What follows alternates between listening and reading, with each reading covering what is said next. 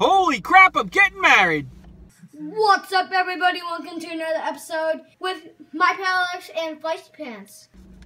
What's up, everybody? Welcome to another episode of Alex's Toy Show, and this week in the news, as we talk about the news and fan mail, and then I cut to the fans and everything you guys have been talking about every week. Scarlett Johansson has filed for divorce from her, who the fuck cares who he is? Because you know what that means? There's a chance! Yes! Well, no, there's not a chance. There's no chance. I mean, I'm just some guy. I'm just this guy. And I think she's already dating, like, a producer or something. Big story, though, that nobody is seeing, and maybe they have, and maybe they just haven't reported on it yet, is they have a daughter together. She's 3. I wrote to her name down. Rose Dorothy Doriak. A lot of times when parents split up, the kids are left to bear the burden because they're the ones caught in the middle with no say as to what happens. And speaking from experience, you know, because my dad, you know, he pieced out when I was 7, and I have a fantastic stepdad, and I can't, you know, I can't say enough greatness about the guy. But for a while, you know, before my mom met my stepdad, it was just me and my 2 brothers, and it was the 4 of us, and, you know, we were, you know, carrying on. And then, you know, my stepdad came along, and life is great. And bottom line is, I didn't have the struggle between 2 parents because my dad just, you know, removed himself from the picture. And it teaches you life lessons. Like, I don't wonder who I would have been if my dad stuck around. I say to myself that I'm thankful for who I am because he left. Because I wouldn't have learned the same life lessons, I feel. I wouldn't have learned all the value that I put on everything, especially the bond that I put forth with Feisty Pants. Wanting kids. I was like 14. I was in high school somewhere, and I was like, I think it was like health class, and they start talking about sex and crap like that when you younger kids get a little older. It came late when I was in school. It was like, they didn't teach it right away. So I remember, I just randomly thinking, I'm like, yeah, when it's time for me to have kids, I'm going to do it right. I'm going to do it once. Well, it doesn't always work out. That was plan A, and I'm on plan M and N and O, and I got plans Q, R, S, and T lined up, like 6 times over. Anyway, what I'm trying to say is, whether or not my ex and I worked out or not, Feisty Pants is my number 1. You know what I mean? He's everything I ever wanted in life, and I have it. I mean, I wanted more of them, don't get me wrong. But at the same time, a responsible person puts value on what's important in their lives. And you don't just have kids just to have kids. They're not like a paycheck and you can claim, oh, I can claim another so many hundred of dollars on my income tax if I have another kid. Let's have 7. No, that's not how I see it. He's everything I ever wanted, and he's not here. It's school time. Even though there's snow on the ground. What the fuck, man? There's snow on the ground. It was just 60 degrees yesterday, and the day before I was out. I had the windows down. The wind was blowing in my hair, and the music was up, and Pokemon Go was going. I was doing Pokemon Go while the boy was in school. And, I showed him, and he was like, oh, you got all this stuff? Which brings me to my quick question. A couple people asked, who are my strongest Pokemons? I tried using my notes on the second phone instead of writing them all down. It didn't work. I wrote it down. I still have some notes I didn't get to. Michael, Leon, Estep, and, I think I was talking with Riley earlier today, and they asked who are my strongest Pokemons, and I said, oh, well, here's a screenshot of them. See, there's a screenshot of them, and they're like, Michael goes, how do you get so many Gyarados? Well, Magikarps are freaking everywhere, and you save them up. You use, now they got that new berry in Generation 2 that doubles the candy. You throw one of those out, you're guaranteed 9 times out of 10 you catch a Magikarp on the first throw, and you get double the candy, and then bam, I hatched a couple, so you get bonus candy with when you hatch an egg. So that's how you get. I actually had 2 others that I deleted because they had crap attacks, and I didn't like them. Imagine if I had 2 more. I'm like, shit. Morning coffee, man. I need it. All right, so Scarlett Johansson, she filed for divorce. I have no chance. Scarlett, if you're listening, call me. What else happened? Fastlane was earlier this week. I don't know, man. I'm at the point where I just almost don't care what happens, and I'm just watching to see what happens. It's like when you're on, like, when you think you're on season 5 of your dating life, and, like, the producers are just making up shit to keep going, and you're just like, what? I don't know. I have a meme about it. I'll see if I can tweet it out today. Check my feed. I'll see if I can tweet it out. I'm pretty sure I have it. Yeah, so Fastlane, spring training and the WBC are going pretty strong. I love it.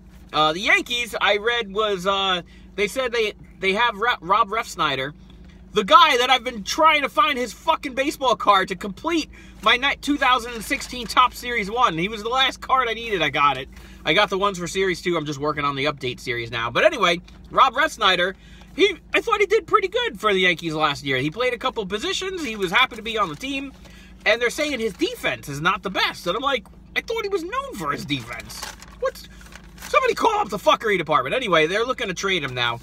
And, you know, the White Sox have, like, everybody to trade. So I'm wondering if they're going to ship him out to the White Sox before opening day for probably Quintana. He's a pitcher. Yankees need pitchers. And Quintana's got 2 controllable years on him, so pretty good.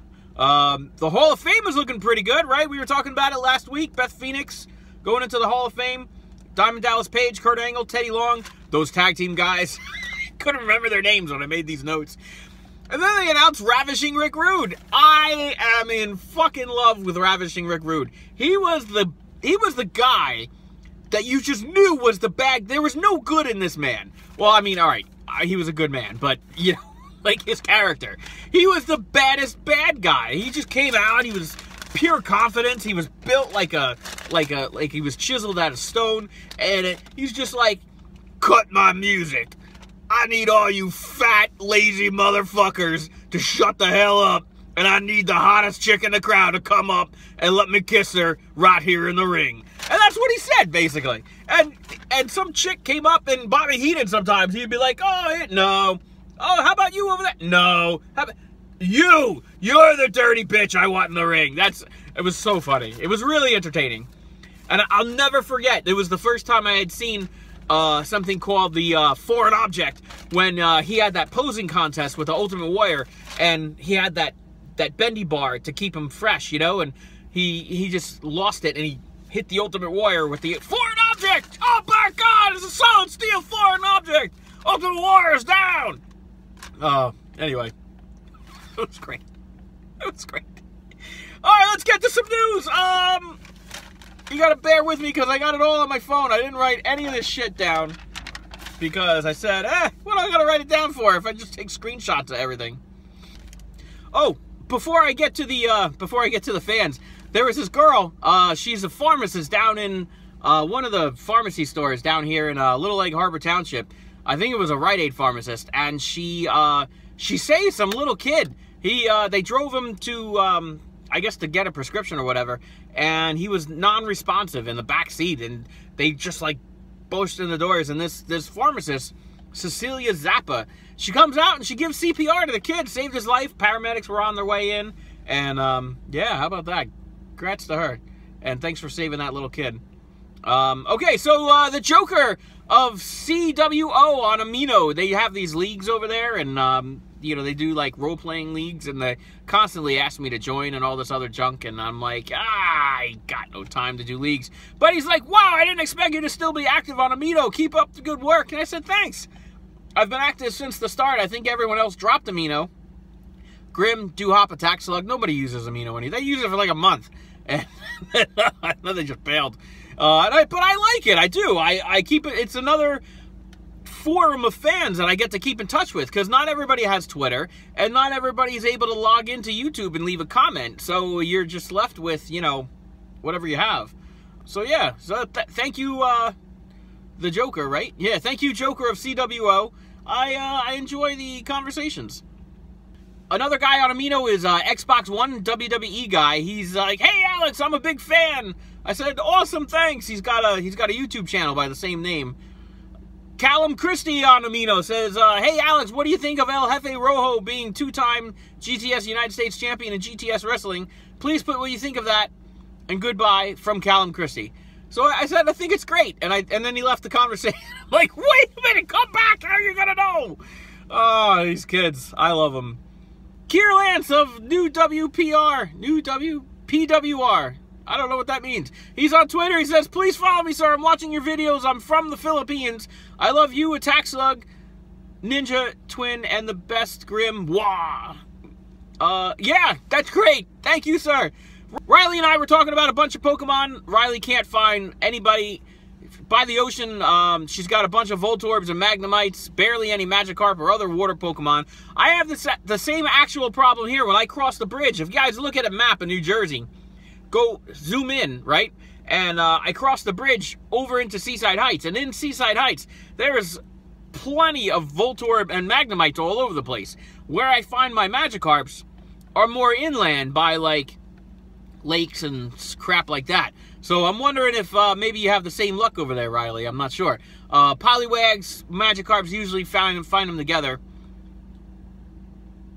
Maybe that'll help you out. Zachary and I were tweeting about the snow. He's like, "Hey, good morning." I'm like, "What's up? I got snow everywhere. It was just 60 degrees out." He's like, "Holy crap, I'm so sorry."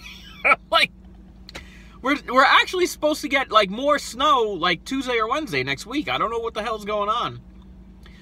Tony Turner was tweeting me this morning about a bunch of Pokemons he caught. He catches a lot of evolved Pokemon, he says. And they're like, yeah, they're out there. They're waiting to be caught. That's pretty good. Riley Lester on Twitter wants to know if I still played Pokemon Go. I said I do. Me and Feisty Pants play almost every day. Michael Leon Estep also asked me who do I want to win at WrestleMania, Undertaker or Roman Reigns. I don't know. I don't know yet. I got to see another episode of Raw or two before I make my decisions. Fantasy God tweeted me and asked if I played WWE Supercard. I don't. I tried it out. I don't know. It's all right. It's cool. It's just, it doesn't capture my attention very much, and I had to delete it. Justin, my buddy 401 Justin, got a Chuck Norris action figure. Do I have a picture of it? I do! And then I tweeted him back and I said the Chuck Norris action figure has had more sex with women than most actual men in real life.